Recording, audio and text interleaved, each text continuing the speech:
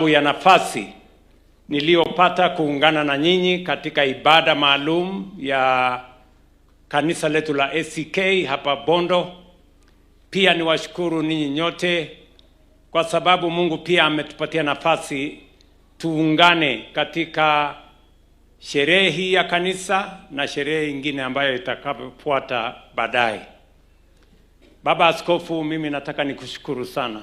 Wakati nilikuja hapa uliniuliza wakati huo ya kwamba kama ingewezekana nirudi hapa niungane na Wakristo wa ACK hapa Bondo kwa sababu ya ujenzi wa kanisa hii letu cathedral ya hapa Bondo. Na leo tumefika askofu kwa sababu ya kazi hiyo.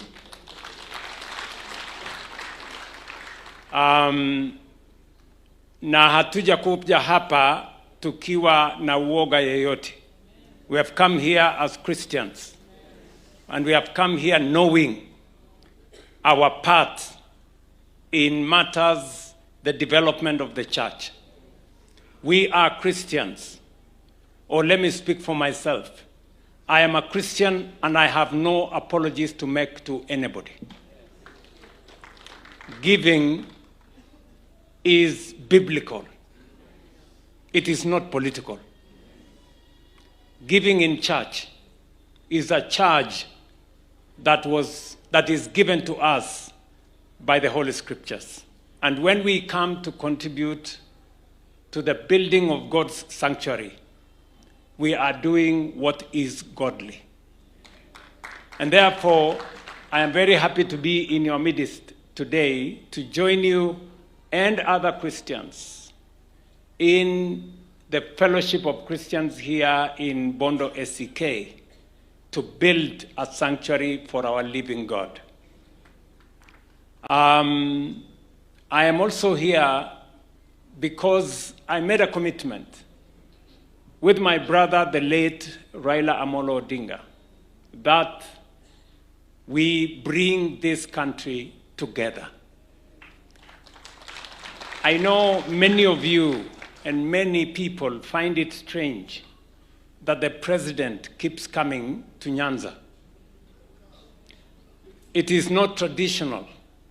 It is not customary, because we are used to the culture of division. We are used to the culture that divides our people. But when the late Right Honorable Prime Minister and I sat down, we decided that the politics of ethnicity, the politics of division, the politics of exclusion must come to an end in the great Republic of Kenya. And therefore, I'm very proud to be here, as I am proud to be in every part of the Republic of Kenya. The politics of our nation has changed. The last election in 2022 was not about ethnicities. It's not about regions. It was about issues. The issues that affect our nation and our people, Kenyans, in equal measure. And what is coming in 2027 is we are going to elevate the position of issues in the elections of 2027. Every leader, every person will be judged by their track record and their agenda for the transformation of our nation. So, those who use political platforms to insult others, to call others names, to drive wedges between people, to divide people, they will be in for a very rude shock. Because the people of Kenya have known now that it is possible to transform this nation. The people of Kenya have come to appreciate that what a leader promises, he or she must deliver. I am very confident that the people of Kenya will judge all of us as leaders on account of our track record, what we promised, what we have delivered, and what we stand for going forward as a people and as a nation. And therefore, I want to encourage you that don't be too bothered about the noise and the noisemakers. Ndio Waswahili wakasema debe tupu haliachi kutika. You know, the noise and the noisemakers, it is because they do not have the content. They do not have what it takes. They do not have the plan. They do not have the roadmap. They do not have the agenda for taking our country forward. That is why they are engaged in insults, name-calling, noise, and other retrogressive things. Bishop, as you pray for our nation, as you look at us, there is a world of a difference between the men and the women who have a plan, who have an agenda for our nation, and the people who are insulting others. You will hear many names out there. You will hear a lot of noise out there. But as a nation, we should never be distracted. We should never be distracted.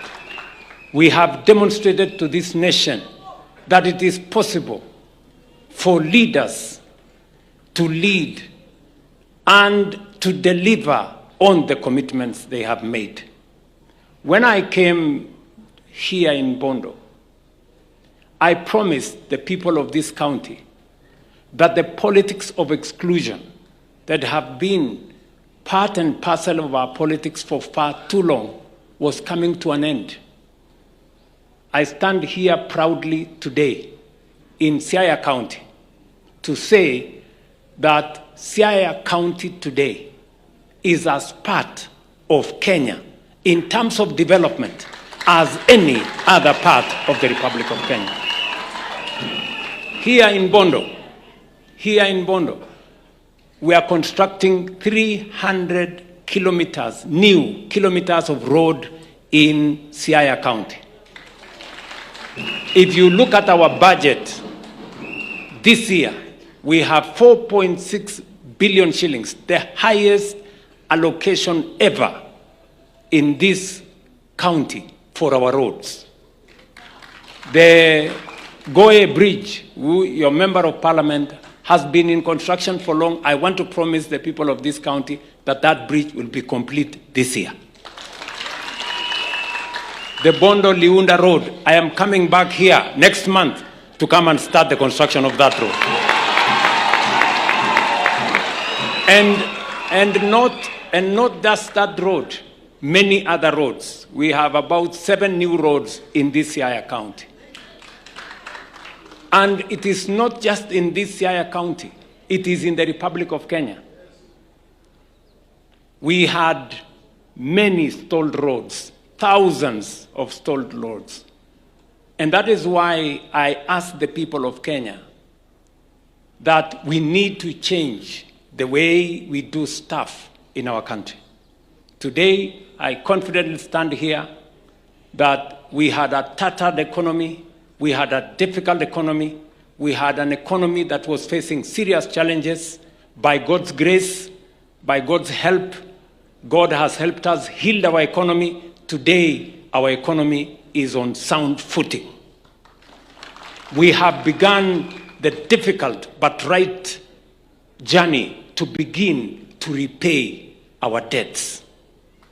If you look at the numbers today, even the statistics that were shown last week, we have accelerated the payment of debts. We have reduced the accumulation of debt that was threatening our country. Our economy is now sound. We have resources to run our development. Today in Kenya, we have 6,000 kilometers of roads under construction. We have returned all the contractors that had stalled our roads because there was no money.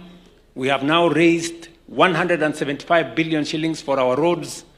We are in the process of raising another 120 billion shillings for our roads.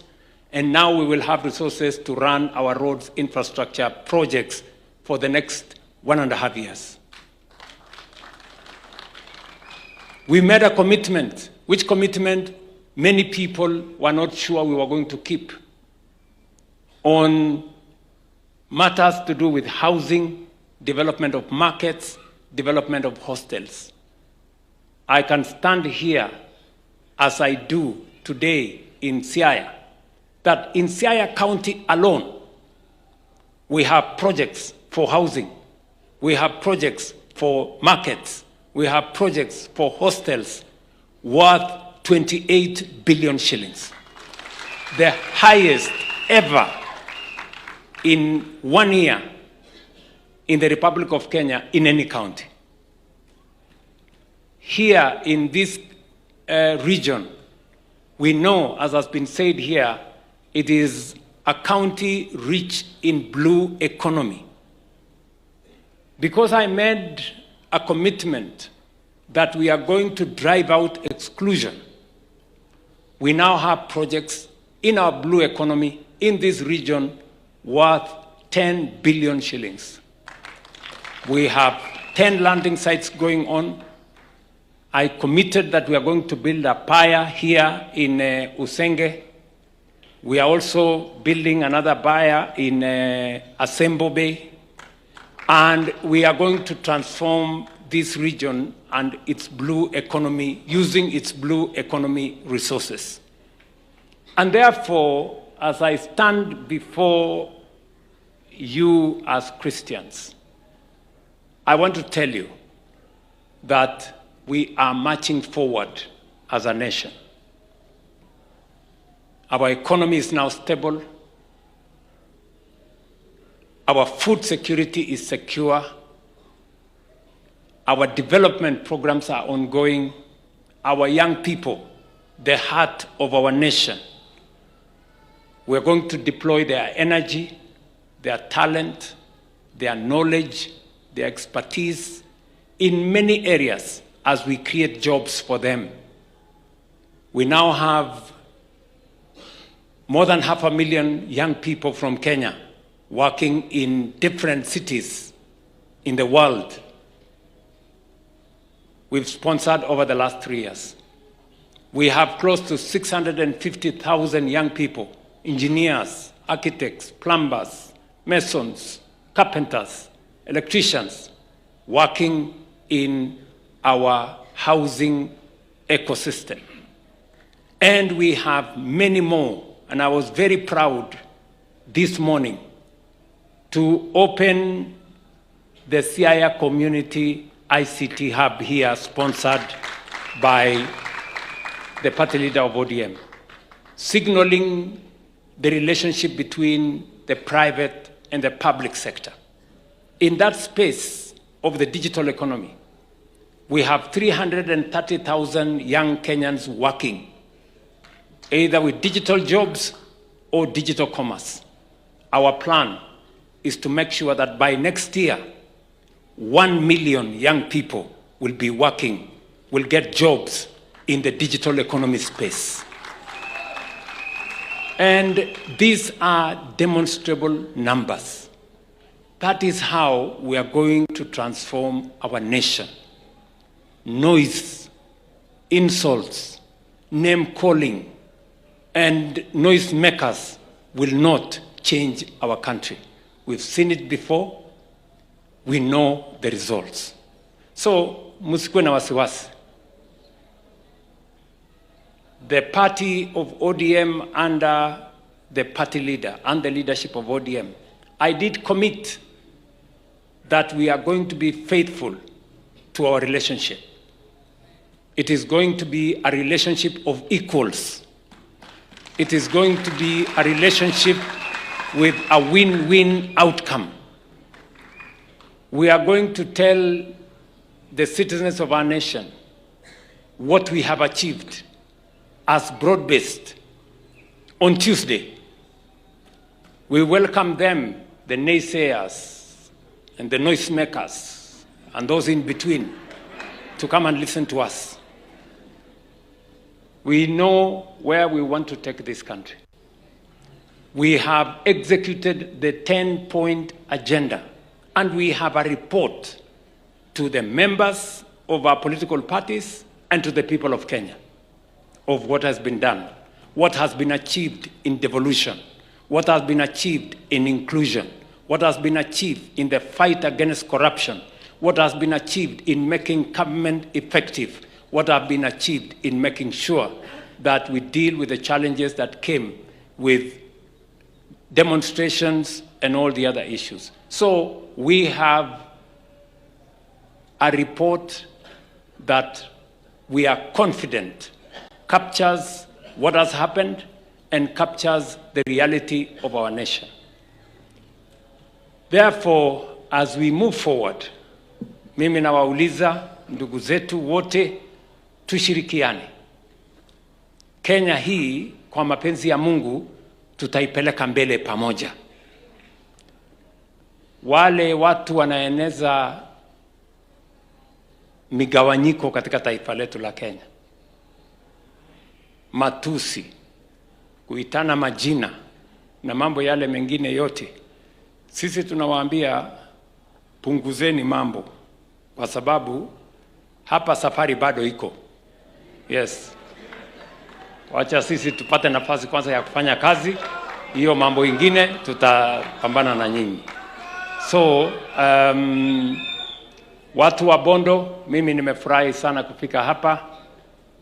Nashukuru kwa urafiki wenu na ushukuru kwa ushirika wenu, na mimi nataka niwaeleze ya kwamba hii Nyanza vile sehemu zingine za Kenya tutafanya, Nyanza haitabaki nyuma tena. We are going to work together bega kwa bega. Na unajua kwa muda mrefu we've had a hangover of ethnicity and division. Kuna watu wako na hangover ya ukabila na ubaguzi. Wanaamini ya kwamba ili sehemu moja ipate, lazima sehemu ingine ikose. Mimi nataka niwaeleze, we are baking a big enough cake so that it is not necessary for one not to have, for another to have. We can all have. Program ya housing is going on in every county in the Republic of Kenya. Program ya roads is going on in every county of the Republic of Kenya. The politics of poverty, of ideas, is what is informing those who believe that for Nyanza to get, Rift Valley must miss, or for Rift Valley to get, Central must miss, or for Central to get, Coast must miss. We can all have it, and we are all going to have it, because we are one people with one destiny, with a common God. We all believe in the same God. So, asanteni sana kwa kutukaribisha, kwa sababu bado tuko na kazi ingine ambayo tutaenda. Watu wa hapa Siaya, mimi nataka niwaeleze kazi yenu yote ambayo tulikubaliana na nyinyi. Kazi ya stadium inaendelea, kazi ya hospitali inaendelea, ile ya stima nimepatia huyo pia Ondai anisaidie kusukuma. Kazi ya barabara zenu zinaendelea zote. Kazi ya markets inaendelea.